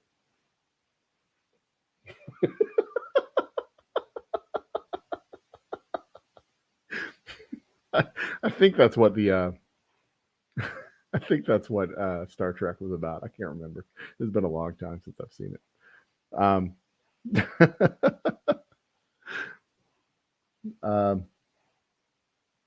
Beer came before, yes, beer came before whiskey, definitely. But from what I've read, and we may have read different things, from what I understood, from what I read, the first beers, the first fermented drinks were naturally occurring rotting fruit. The first fermented grains came shortly after that, and there was a process involved to hop them and make them taste better, because fermented grains by themselves taste like shit. I'm not gonna lie. I've had it. I've drank it right out of our vats. Yeah. I mean, it tastes like picture this. Take a bowl of oatmeal and throw a shot of vodka in it, and then drink the juice off the bowl of oatmeal with the vodka in it. That's kind of what it tastes. It's sweet and bland at the same time, which is a weird combo. Because beer has the hops and it tastes like something and it smells like something and it's good. But I wouldn't put it past early civilizations to go with like the whole like, this is sweet water that makes you dance funny, and it works out good. Dance better. It works out great. Dance, yeah, better, I suppose. Christopher can get his hands on rocket fuel. We don't need rocket fuel to put a barrel into space. Trust me. I'm doing the research on this behind Lisa's back. She doesn't need to know. Don't tell her. What we got from Bourbon Bounty? True. Very true. Intergalactic yeast. See, that's what Captain Kirk was going for when he was banging the alien chicks. He was trying to get some intergalactic yeast. I got it. I got the face palm. This is awesome.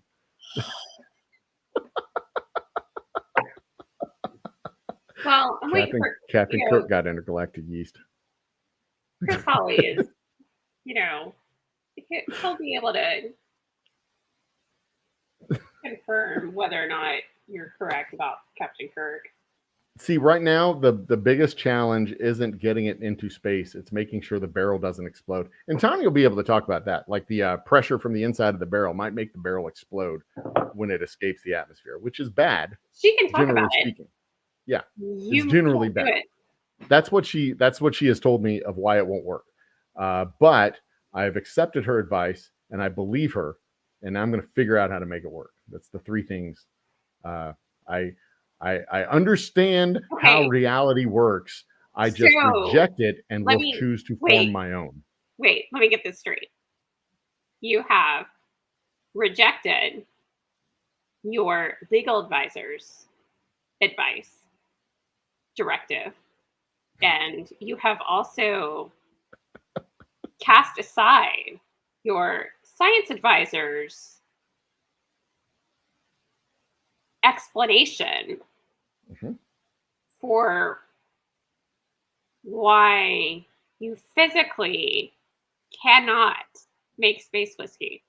And that is one way. That is one way to phrase it. Yes, keep going. That is one correct way to phrase it. That's one way to phrase it. Yes, that's not the right way to phrase it, but that's one way to phrase it. Yeah. So I'm not rejecting the advice. I'm accepting the advice. I'm acknowledging and accepting the advice. I'm just choosing to do something else. Okay. Joe. I get it. The barrel might explode. The barrel is supposed to explode if you take away the atmospheric pressure. I get that. Two extraordinarily brilliant women. They're absolutely extraordinarily brilliant. I'll accept that. Yes. Okay. We're just going to. And I understand it, but I also live in a world where nothing is impossible, where impossible is un-American. And by God, if I sit up one morning and I say something can't be done, Well, damn it, the terrorists have won. And this is when the American flag unfurls behind me, and they start playing the national anthem over there, and I look out. I'm waiting for Sam the Eagle to walk in and stand the by eagle, your side. And my eagle lands on my arm, and he looks over at you, and he goes, "Ah, yeah." I'm, if I can't send a barrel into space, I'll do something else. I'll send something else to space that makes me happy. I think we have something to clear up regarding Captain Kirk. Chris Hawley is very knowledgeable about the canonically. Yes. Kirk never caught STIs, just an illegitimate son. Well, an illegitimate son counts as a space yeast. Panspermia. That's it. Space spermia. That's what panspermia means now. I've decided.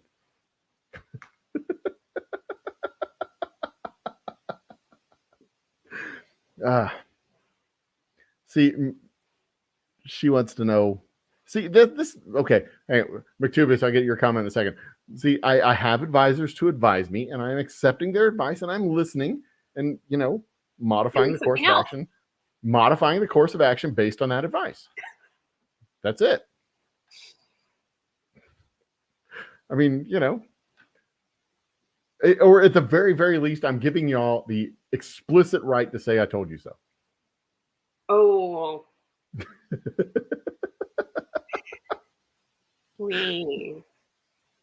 Now, McTubis wants to know if it has to be a traditional barrel. The answer is no, it doesn't have to be a traditional barrel. But you're still not going to do it.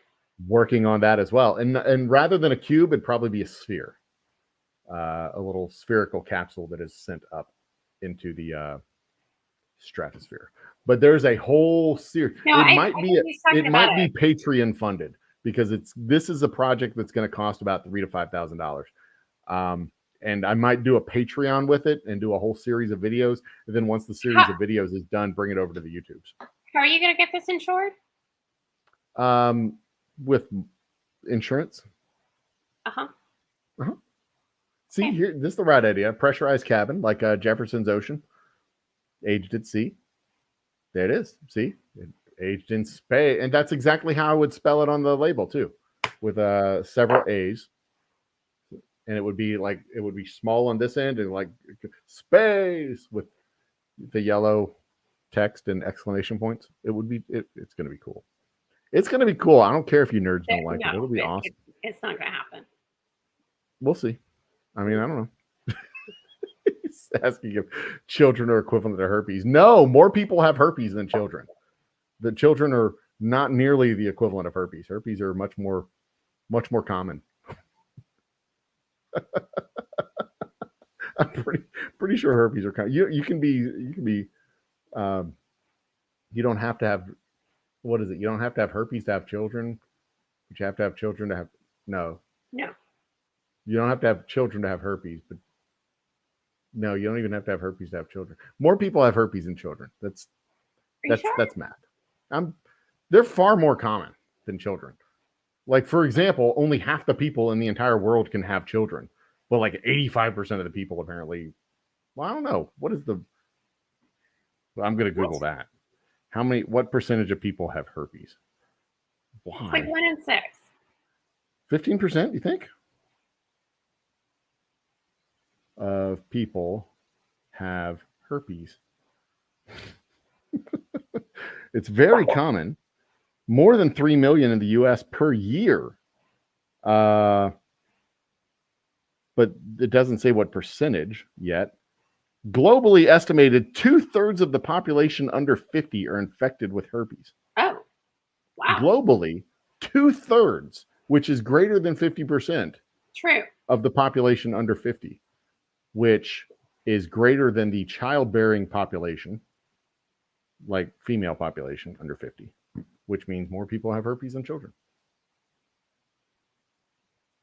Globally. I'm sure there's more math to be done on that. Let's not. We'll make that another episode. Let me get my notebook. We'll put that down there. Maybe we'll do a show of rejected show ideas. Yes. Let's see here. Herpes versus children. So this show It's in the notebook. was about whiskey 101. Whiskey 101. Yeah, that's right. I've lost track of chat. I think you've lost track of whiskey 101. That's awesome. Oh, Lord. Yes. Christopher wins chat today. He is pretty good. Well, you see, here's the thing. Bourbon Bounty doesn't know many people with the herpes, but knows plenty of people with kids. When you go to a dinner and they talk about their kids, they're like, "This is my kid. These are my kids." They show pictures of their kids. They talk about their kids and their honor roll and what instruments they play and all that stuff. They don't open up a whole nother bunch of pictures showing, their STDs. They don't generally talk about them. So chances are somebody that just don't talk about it, and and that's fine. You don't need to make. I mean, I don't recommend going to your friends and start asking, especially your friends with kids, Right. because chances are they're going to lie about it anyway. Like, have you ever had gonorrhea? I mean, they're going to be like, "Oh no, never had gonorrhea." Chances are, somebody who had gonorrhea at some point. I mean, that's I don't know. Bourbon Bounty makes an excellent point. Save this conversation. What's the point? Where's it at? That one? No. Nope. To be about whiskey. That is a good point, though. Don't drink out of the same glass as your friend. That is excellent advice. It's supposed to be about whiskey. Is that what you're trying to suggest to me? That's what you told me you were going to talk about. Whiskey 101. Well, I think I've chatted out that conversation. We went from fermented fruits to legally invented whiskey. Okay. I mean, we've gone from 300 AD to 1600 AD to I think I could stop saying AD because it's all AD to the 20th century.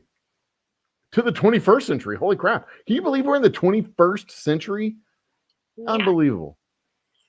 Do you think it'd be 1400s or the 1500s? Like, people were like, we've put men in America and I've still got to shovel shit out of an outhouse. What kind of world are we living in? We put people in America. We can do anything. You think people were like that? But like in the 80s, we're like, we put man on the moon. We can make a computer that fits in our hand if we want to. You think they were as impressed with the idea of putting people in America? Like, we have discovered an entirely new continent. We are mighty. No one can stop us. Really, and then the feudal lord comes over and he's like, "Give me my potatoes," and you're like, "Yes, sir." I don't know. Anyway, what? Like, we've put people in America. We don't have to put up with witches anymore. Burn her. We're advanced people. We don't have to put up with witches. Anyway, what?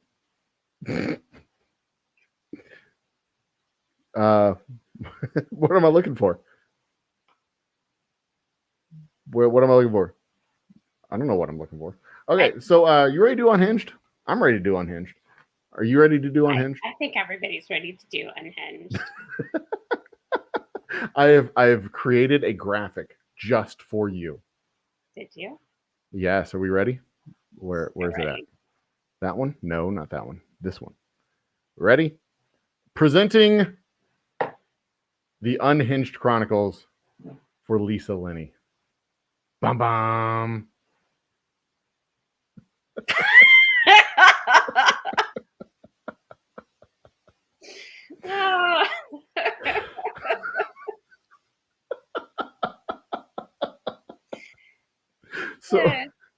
So Unhinged. It's on fire. That's me, right? You are the most eligible bachelorette on the island. You have launched yourself into the dating pool through apps. and the fiery, intensive blowback from the fireball that is Bumble and Hinged and what is that? No, it's not Twitter. What is it? Tinder. I am not on Tinder. No, you're not on Tinder? No, I don't blame you. not on Tinder. Me neither. It's just a cesspool. So, yeah, I am not on Tinder. Well, this is our weekly series. This is our weekly. Now it's going to be weekly with the 2.0, the Happy Hour 2.0. This is our weekly series where Lisa presents to us the finest specimens from the shallow dating pool that is out there, and then we vote on which one gets the prize. Yes. Although the prize still a little bit of a work in process, but I'll show you what I've got so far. Okay, that's fair. Okay. Now I've called an audible on the prize too, and we'll talk about that later. Okay. But it is in honor of our very favorite Coach JB, who is our favorite bumble nut from the West Coast, who has managed. His whiskey's not available here in Texas. It used to be available in Kansas until he decided to go on misogynistic rants at a particular female blogger and whiskey taster based in the state of Kansas. And we did an entire live stream on that. We did. And it seems after an entire month of him opening his mouth and making it worse, he finally shut up, and it seems to be getting better. But it was the entire month of August, and he blames his intern, whose job was to stir up shit. And instead of being a man about it and saying, look, I made it right, everything's fine, I'm sorry, anything I can do to help this situation, just let me know. He decided to, I don't know, bitch and cry about haters trying to borrow clout, and like nobody knows who the fuck this guy is. Anyway. Clearly, he does not have brilliant women advising him. Exactly, right? But he says he has daughters. I feel for them. So sorry. See, Bourbon Bounty knows what I'm talking about. But we won't show we won't be showing his vodka or whiskey or anything about him because we will give his product your screen time. I am curious to taste the abomination that I don't want to be. That's mean. I am curious to taste what it is that he bottles. Puts his name on, because it is. He calls it agave whiskey, and I'm curious what agave whiskey is because I've never heard of such an animal. I'm curious, but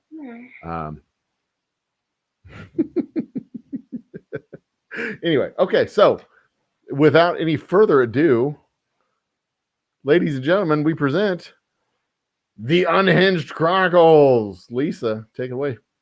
Okay, so I'm down a monitor this week, so you'll have to let me know. No worries, I can add it in as soon as you say the word. Damn it.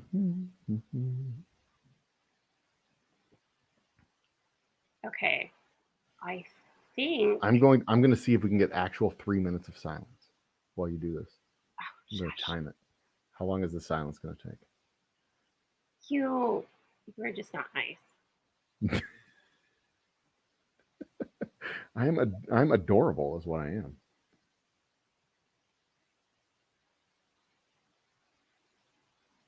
Okay. So oh man, it was like 8 seconds and 8 seconds point 57.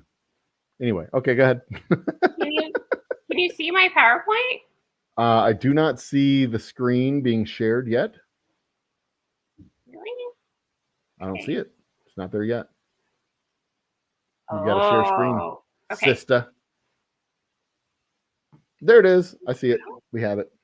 Okay. Yay! Add to stream. There we are. Lisa's Unhinged Chronicles, and the crowd goes wild. You guys, it's a PowerPoint.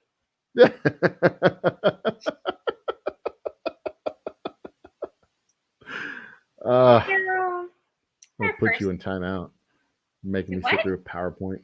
I haven't sat through a PowerPoint since October of 2019. Really? Yeah, it's been a long time. No, I take that back. My older brother sent me a PowerPoint presentation for something. I don't remember what it was.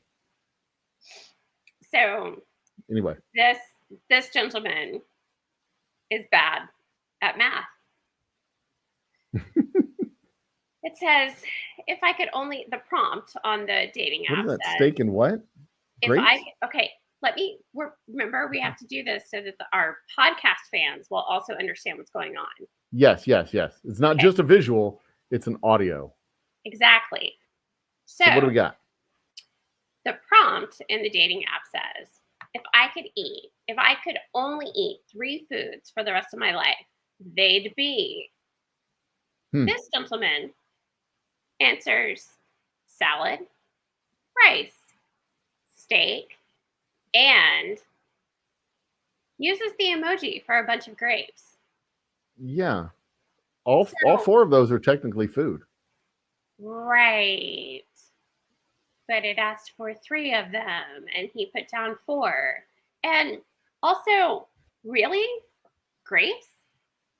You're excited about grapes? I could eat hell out of some grapes. I mean, I can appreciate that, but I would have put a nice glass of red wine with that. And you know what? There's an emoji for that. Yeah, there is emoji for that. Wine is not technically a food, though. That's a drink. I know. So I guess this guy is really excited about grapes. Yeah, I guess so. Although, for my money, I know the proper man thing to say is, who eats salad? That's rah, rah, rah. But I'd vote rice off that island. I'd go with a good salad, a steak, and a plate full of grapes every damn day. Grapes? Really? He's not a winner. Okay. Clearly, he's being voted off the island. Yeah. So he can't follow instructions. He cannot follow instructions, and he cannot math. So he cannot math, and he cannot follow instructions, and he thinks rice is food, and I'm not down with that. I mean, rice is not food; it's filler at best. It's like cardboard. No, I gotta disagree with you there. There are a lot of things that can be done with rice. There are things that can be done with rice, but by itself, no, rice is not food. I mean, I like a good bowl of rice every now and then. A little butter, a little salt. See, there you go. Butter and salt with rice. Rice by itself is not food. You have to doll it up. Some fresh cracked pepper. Or you can do a little rice, a little sugar, some butter, and milk or cream. Maybe just a dash of vanilla. Such an amazing bowl of yumminess. Yeah. Yeah. My grandfather. That means you like butter and vanilla and all the other stuff. I do. Yeah, that's not rice. Yeah. Well, rice is bland and boring. For butter. Yeah, rice is a great vehicle for other food flavors to come into the game. But you take a steak, a plain old slab of beef, you slap it on fire, you flip it over, you let it fire some more, you drink about half a beer, and you pull that bad boy off. It tastes good by itself. Salt and pepper it, nice. But if you don't have salt and pepper, a plain old steak with fire is pretty damn good. Okay, now you rub the salt and pepper on the steak before you put it on the fire. You absolutely can. But you don't have to.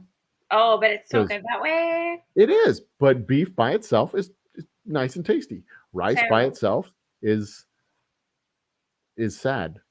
It's wet paper. It's gross. Yeah. Which is why like a good salad, steak, and grapes, that's a hell of a meal. But I mean, if you had to pick 3, is all I'm saying. Okay. Well, if it has to be grapes, then I am going to specify that it must be the cotton candy grapes. No, that's fair. Okay. They are delicious. There you go. So, there you go. McTubis has it right. Salt, pepper, garlic powder. I clicked the button. Why isn't it there? No, really? Salt. Just, there it is. Rub the steak, salt, pepper, throw it on the fire, flip it over, take it off. I've taught both of my boys the way to time a proper barbecue, a proper grilling with beer. Okay. Then it's like maybe 2 sips of beer per side. You open your beer. You start the coals. You open your beer. You take a couple of swigs. You sit down. You relax. You drink about half the beer. By then, the coals should be close to ready, but it may take the whole beer. Start the next beer. I think One there's drink. a raid going on outside my house. I am not kidding. Wow. Lisa lives in the fun part of town. Okay, let's go on to the next one. I totally do. Yeah, let's go on to the next one. Okay. So the first guy, we have the first guy. Right. Mr. I can't count and I think rice is food. He's what the hell is this? Okay. This is a fish pick. Nice. Do what? A fish pick. That is a sad fish, baby right? shark. What? Sharks are fish. But that's a gills. sad baby shark. Yeah. Looks like a hammerhead. Yeah, he's definitely frowning. Looks like a hammerhead. I don't know my shark. Is it? Yeah, good. Okay. Yep, it's a hammerhead. So yeah, this guy is making the baby shark sad. I do not like him because he made the baby shark sad. How do you know that's not just his resting bitch face? His resting shark face? His resting sad shark face? You could have a resting sad shark face. Yeah. I mean, Beaker's mouth turns upside down naturally. Yeah. So this guy. All right. So we have sad shark boy. Sad baby shark. This man is a monster. I gotta know. Is that the that little diagram there on the left side of the PowerPoint? Is that one of the dating apps? Is that a Bumble or something? It is not. Okay. It's just a template. It's just pretty. Yeah, it's just pretty. I just took a template from Microsoft that happens to resemble a dating app. Beautiful. Yeah. All right. So what do we got next? Monster. Says, "Don't hate me." The prompt is, "Don't hate me if I." Oh no. So this guy says, "Don't hate me if I take the last cup of coffee and do not make any more for you." I used to work in the office with this son of a bitch, and every damn morning I'd come to the damn coffee machine, and there'd be this much coffee in there, and it would be off. And I swear to God, you work in an office, you're a grown up, you're old enough to drink coffee, you're old enough to make coffee. You need to be pushed off the balcony. I ain't even, that's not like hyperbole either. Like they should take you and push you into traffic because you are a terrible, terrible, terrible, terrible person, Mr. I don't make more coffee for other people. Boy, I don't get worked up about a lot of things, but that shit, that is not even voting off the island. That is just sat down and shot right on site. Or we could hold his head underwater. Okay, we do whatever it takes. I'm fine. Jeez, these people are the worst. Yes. So yeah, all this right. guy swiped left. I was like, man, this guy's a psychopath. And he laughs about it. You see, it's less evil if you just drink all the coffee and you leave an empty pot. But if you like leave that little film in the bottom of that little bitty bit in the bottom of the pot, and then you turn it off. I mean, you're not. Yeah, like you're human. So much of a dick that you won't even dump the cold coffee out. You just leave somebody else to clean up the mess that you created. I mean, man. Yeah, no, that's no. Or like leave a half a cup, like leave a half a cup in the pot and leave it on. So then it's like super hot and still not enough coffee for a normal person to drink. Yeah. I don't miss working in that office. I miss some of the people I worked with, but I don't miss working in that office. Yeah, not a good human. No. I swear. There were probably 3 of him in my office too. We could throw him to the baby shark to make the baby shark happy again. That might make the baby shark happy. Yeah, very true. Very true. True. All right, what's next? So the next one, the title of the photo is "My Uniform," and this is a prompt that is in the dating app. This guy is wearing a leopard print short sleeve shirt that is unbuttoned almost down to his navel. That's a shirt, not a. That looks like a dress. It's not a dress. He is wearing khaki shorts. Is he now? Yes. All right. Yeah. That is a fashion tragedy. A fashion tragedy. Yeah. Fashionity? Is a fashionity a word? Fashionity is a word now. It's a bold statement.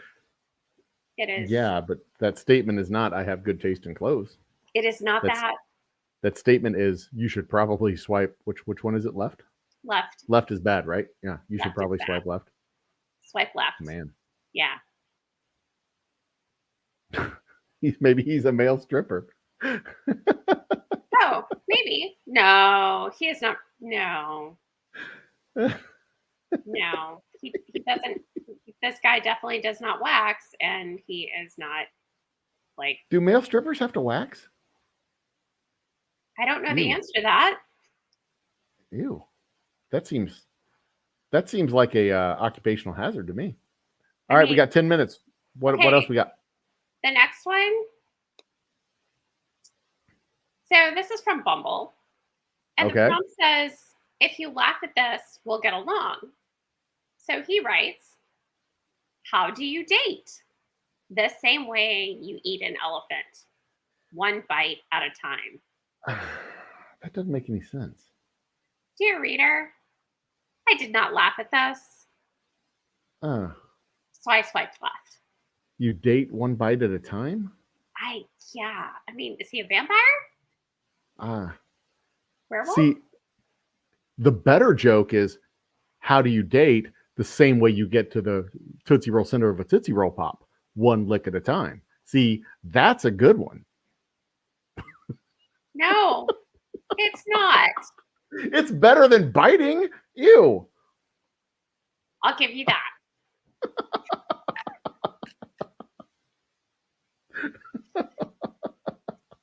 But to get to eat an elephant, man. I mean, no matter. Yeah. Okay. There's plenty of crude jokes that can be made at this point, but I'm going to not do that. Really? Because I'm wearing a tie, and all of our jokes are about flatulence and not about pig hunting. So let's carry on. Okay. So the recap of these candidates works out really well. I was very proud of myself. Oh, nice. Okay. It happened on accident. I was like, this works really well. So check it out. Okay. So you lovely audience members, you're the faithful fans of the Old Humble Distilling Company Happy Hour, will be able to vote for the Fumblebee of the Week.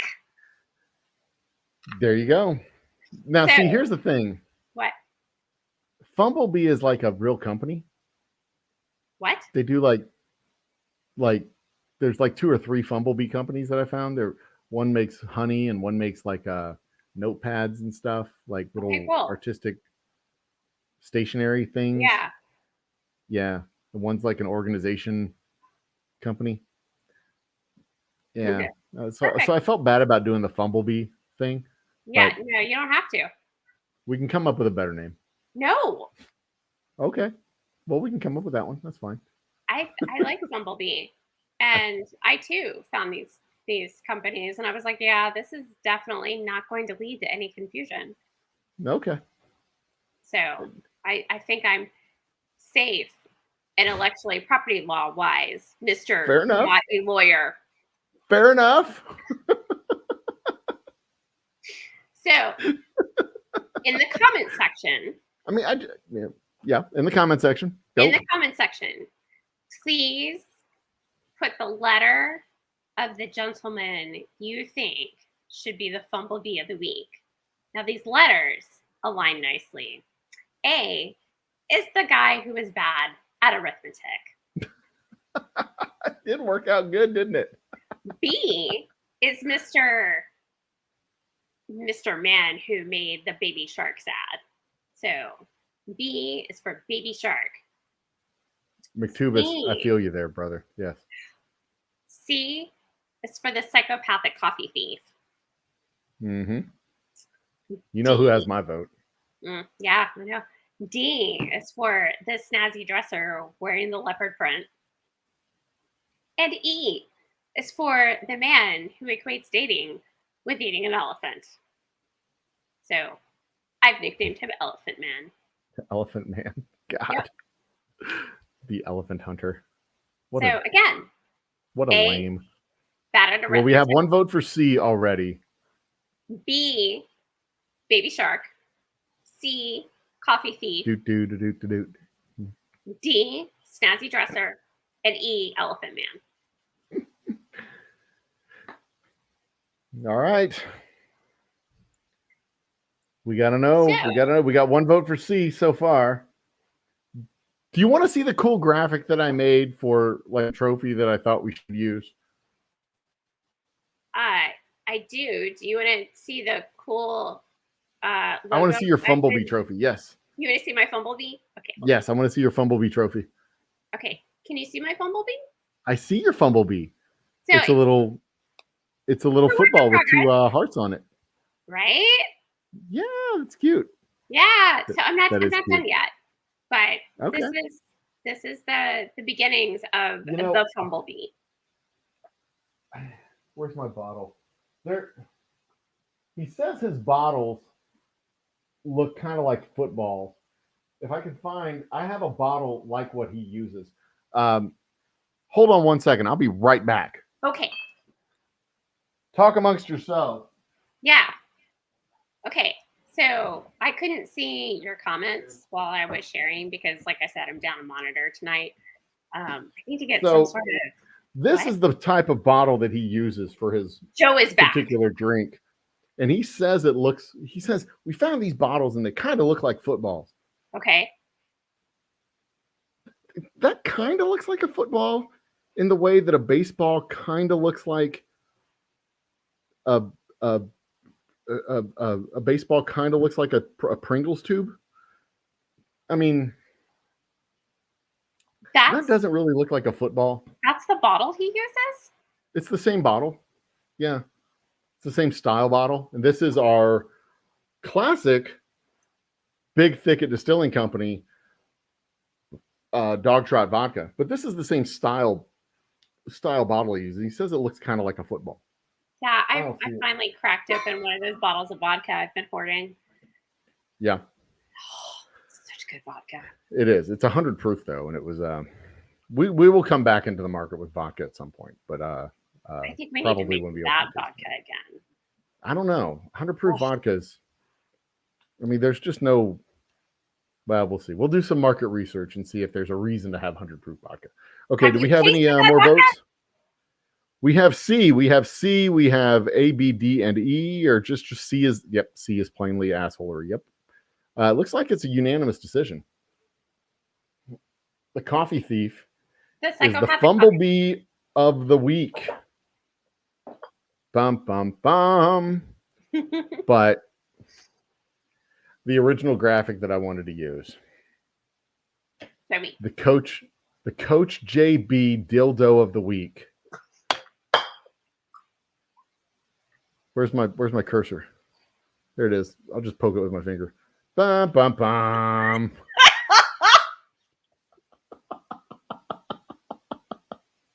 The coffee thief is the Coach JB dildo of the week in honor of our favorite coach from the West Coast out of Compton. Okay. Tell me that's not the perfect.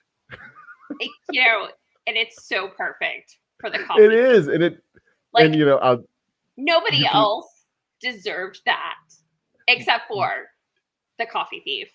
For the record, the original GIF had the dildo spinning into place. Yeah. My lovely wife suggested I should wiggle.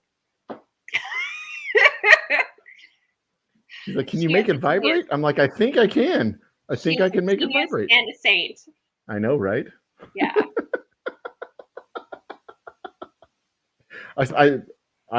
I'm going on record as saying we should stick with dildo of the week. Fumblebee is awesome, but dildo of the week is just. You know what? I think we reserve. We can do both. JB dildo of the week for particularly egregious Coffee thieves. injuries. For coffee thieves and pedophiles, they get the dildo of the week. For everybody else, they can just be a fumblebee. Right. Coffee thieves, pedophiles, and people who talk in movie theaters. There we go. Oh.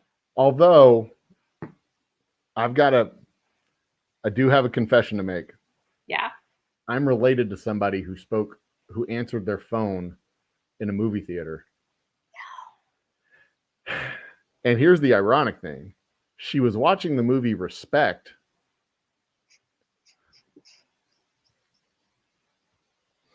She was watching the movie Respect, and during the movie Respect, she answered the phone and said out loud into the phone, "I'm in the movie theater.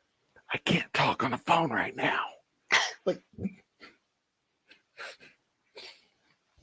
why'd you even answer the damn phone if you can't talk on the phone right now? Woman. I mean, I don't want to say who it was. That would be mean, but I love you, Mom. Just You love who? I said I love you, Mom, but I'm not going to out her. Well, I don't want to out who it was because I love my mom, and I don't want to like make people think that she's going to the special place in hell.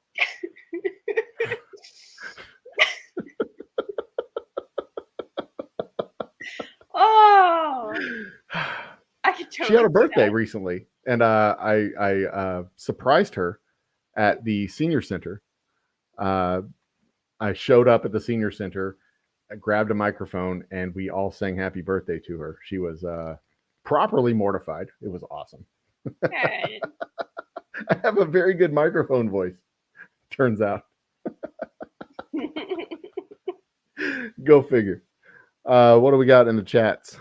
Fumblebee is second place. That's a good one. Fumblebee should be the second place winner. But I think you got it right. I think the grand champion, the specially egregious dildo of the week, is like the guy who steals coffee. The next person, if it's just a normal, like, here's my truck and my fish, yeah, you're just a fumblebee, homeboy. You're gonna go to bed single. Sorry, brother. You're gonna have to find a chick at one of the tractor events. You're not gonna get one of them readers. That's not fair. Some of those girls are great girls. They read too. They even read at tractor events. I'm just playing. Chill out. Calm down. Cancel culture dorks. Speaking of which, one of my Let's Chat shows, probably the second Let's Chat show, will probably be talking about the myth of cancel culture. That'll be fun. That'll be a lot of fun. What is this? Were you here when I was talking about that? I don't know if you were here yet. I'm going to do a series of shows where we just do hey, let's chat. And that's what the show will literally be called. Let's chat about ... Is this like a happy hour show? No, it's just going to be a, like a water cooler topics show. Okay. Something I'll record on a Tuesday night, post on a Wednesday night, and you can go annoy your coworkers with hey, did you know that infinite numbers aren't numbers, they're actually processes, and if you take away the little ... at the end of 3.333333, it no longer becomes the same number as 3.333. 3.333 ... is a different number, and if you multiply that number by 3, you get 9.99999, not 10, and 10 divided by 3 is an entirely different thing. Did you know that? And then boom, then now they can have an actual conversation about real life things without having to resort to wayfarers stealing babies and selling them in filing cabinets. Okay. Because that was a thing for like 6 months. Despite the fact that like that's logistically impossible, but who cares? Whatever. Yeah. The number of times that I've had a book delivered to the wrong house. You think they're going to be delivering people? I mean, come on, really? Seriously? Just throw that box out on the front lawn. We'll see how that works. Okay. Well, Lisa. Yeah. Bourbon Bounty says we have all fumbled at some point in life. Aw. Yep. Yeah. Yeah, the others like super bad. That's how they get to become the dildo of the week. Yeah. And that is specifically named for Coach JB because he thoroughly earned his dildo of the week honors 4 times. So did the guy who takes the last cup of coffee. Oh yeah, he definitely earned it. JB, and it's the JB Coach JB dildo of the week. It's not just dildo of the week. Coach JB dildo of the week. We got to get that hashtagged. That's gonna be awesome. Let Coach JB go viral for all the right reasons. All right. Anyway, Lisa, what's new and notable with you while we wrap up the show? Because we are right at the 2 hour and 3 minute mark. We're trying to wrap it up because the happy hour 2.0 will be a 2 hour happy hour. Right. So yeah, lots of since the last time we've live streamed, it's been kind of a roller coaster. But getting some of that worked out and moving forward, and we'll have things to share soon. It's going to be exciting. It's going to be exciting. Lisa's going to get a new truck, everybody.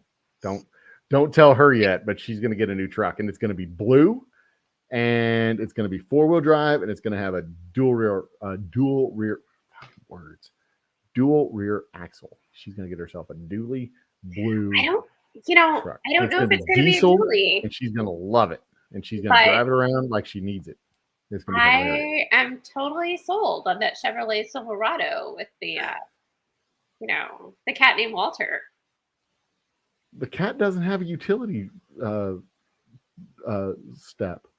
I know, but the cat's still pretty cool. And I mean, I have 9 cats, so. But that cat doesn't have a utility drawer. Look, you use a cat to sell a truck. That's the truck I'm gonna buy if I'm buying a truck. I wish I had that video queued up, but I don't. So we will have plenty of time to use. Yeah, we'll show that episode. We'll show that on next week's episode, along with the video of the bottling, I suppose, if I can find it. Yeah, if you can Christopher says his fumblebee period was out of college. Was all of college, sorry. Yeah. In high school and after college. I need to get these glasses that the ones that flip up so I can read comments and then bring them back down so that I'm not blinded by the lights. Did you flip them up? No, these don't flip. I just kind of lift them up. So you have to manually move them. Yeah. Like a plebe, I should be able to just flip them up like Dwayne Wayne. That's a 90s reference that not everybody will get. So real world, baby. Live and in color. That was a different show. One of those shows I was not allowed to watch. I'm guessing it's the one with the fly girls. Oh, okay. Anything else? Maybe I liked the other sunglasses. Like the other sunglasses gave it a different twist.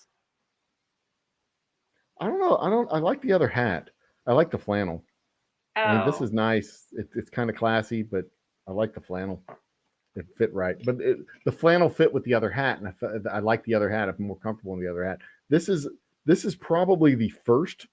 This is my Stetson, and I've had this hat probably since I was 19.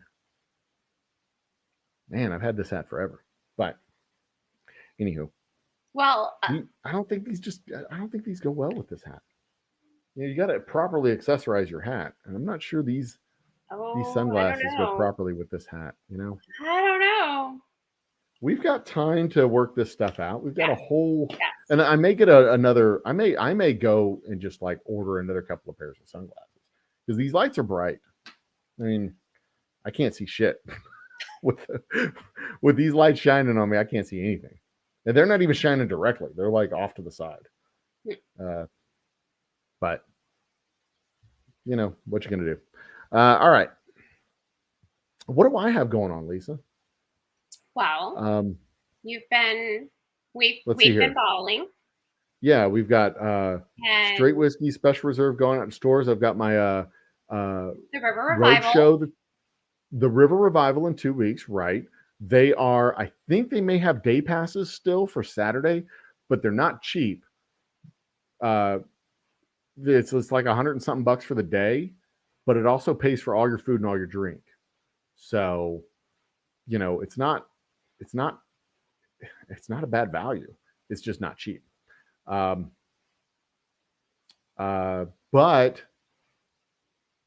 now I don't have a spot at my camp.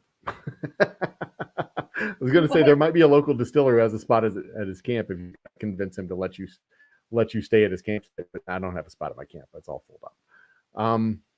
I will be unattended from Wednesday through Thursday. Friday, my lovely wife will be coming and joining me. Oh, brave soul! Yeah, she's been to the last few. Like, she's joined me. I mean, I have mad respect for her for being able to do the whole camping thing. She's amazing. Yeah. I mean, she very loud crash at my house. Since we started dating, the way that we camp is different. And from the point when we started dating, like 24 years ago, the way I camped has been different because it used to be, you know, I just, you know, grab the gear and go off into the woods. She requires a shower. That is her baseline. She's like, I don't have to do it every night, but it's going to be every other night. And if we don't have a shower every other night, someone's getting stabbed. So instead of just taking like a left turn down a dirt road and going camping somewhere, we actually go to KOA campsites and places like that. And we've been doing that for years, and it is fantastic. KOAs are the best. I love KOAs. KOA, come sponsor us. And when we do our Grand Cross Country Odyssey in a couple of years, kind of like the last hurrah before our oldest goes off to college, that will be mostly staying at KOAs all through central and western states. It's going to be so much fun. We're going to go up to Washington, down the coast, and back to Texas. So much fun. But that's a couple of years down the road when I have people to handle things. So there you go. But yeah, she's and that's one of the cool things about the KL Ranch, the River Revival. It's at the KL Ranch, and the KL Ranch has facilities. They have, you know, it's a campsite and RV spot, so they have bathrooms and they have showers. So if you do want to come out to the River Revival, Splice Records. Let me see if I can find it real quick. Google, tell me about the River Revival, please. River Revival, Splice Records. It's done by a local record company called Splice Records. There it is. River Revival, Return to Eden. There it is. We're going to share this screen real quick. If y'all want to come, man, they're going to have an amazing lineup of bands at this thing. I mean, check this out. I'm gonna make this screen full size. Add to stream, full size that screen. They're going to have at this thing. Where are all the bands? I don't see all the bands. They're not listed. Damn it. Well, let's show you what the price of the passes are. Let's see what that says. Since we're here, the price of the passes. This should show the bands. And they've got like 30 bands playing. St. Arnold's Brewing Corner Pub and Splice Records presents. Let's see the full lineup. And we have got, I know Tomar and the FCs are going to be playing. The Nude Party, I've shown this before. Nikki Hill, Latasha Lee, Kalu and the Electric Joint, Gitkin, Garrett Caps, Tomar and the FCs, Colin Lake, Pecos Hank. By the way, Tomar and the FCs, they are fucking amazing. I've seen them live several times. They are unbelievable. Maggie Bell, also an amazing performer, and Folk Family Revival. I've had those guys at the distillery before. Pearl Earl, Nick Guyton, Dim Roots, Bayou City Funk. I watched them play at the Continental. They are amazing. Like a full band, wind and strings. They're just so much fun. In fact, I'm pretty sure I played some of their music on our quarantine happy hour a few times. Graveltooth, Supper Party, Rick Robertson, Jones Family Singers. There's a DJ lineup. I'm forgetting the names of the DJs they got. They have food provided. Chef Jason and Becca Kerr from Little Kitchen. The Guadalupe River is the centerpiece of the whole damn camp. And whiskey provided by the Old Humble Distilling Company. Woo! It is a hell of a party. Just absolutely unbelievably fun and amazing, and a tremendous good time. The guys at Splice Records do a fantastic job putting this thing on. It is not like a corporate 1990s Lollapalooza or Bonnaroo or it's not like that where water costs you like $50. It's everything is provided once you walk through those gates. It is so much fun. You're in your swimming trunks, you're on the lake or on the water all day long, and then you kind of drag yourself up to the shore and then go listen to music. You go back out on the water. It's so much fun. October, we're in September right now. Yes. The end of September, we go into October. The road show returns. I go back out on the road. I'm doing tastings. I'm signing bottles. I'll take off November. I'll probably get a couple of dates in December, and then we will be doing something that I am not ready to announce yet. Mm-hmm. Stay tuned. We'll be doing something in November we'll be doing something in November that I'm not ready to announce yet. Stay tuned. And in the next 3 weeks, well, not next week, not the week after, because I'll be streaming from the revival, but the week after that, we will be giving away this bottle of whiskey. Here it is. This bottle of whiskey. How do we know that it's going to be that bottle? You are going to have to take my word for it. I liked it better when we marked the... I don't have a Sharpie. Like, all my Sharpies are in my backpack, and that backpack's in the other room. So you're just going to have to take my word for it. Next week, I'll mark the top of the bottle, and we will give away that bottle of whiskey. Okay. Trust me. You're going to have to trust me. That bottle. At some point, you have to trust your drug dealers. I mean, if you can't trust your drug dealer, who are you going to trust? Right?